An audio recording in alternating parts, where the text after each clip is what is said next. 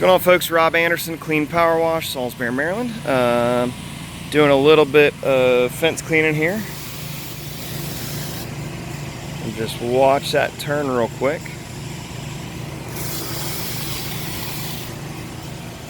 You can see we are using a little bit stronger mix just because of the amount of fence that we're cleaning.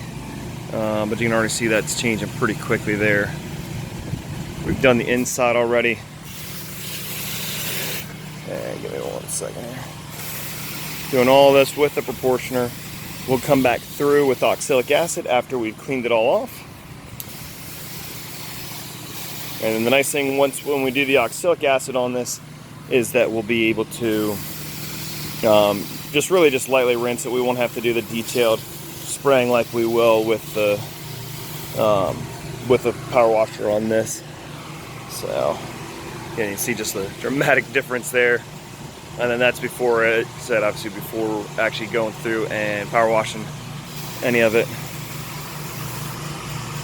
So we do have this set between 3 and 4%. Really don't have to worry about any soap with this. There is a little bit in it, but it's really not necessary with the wood.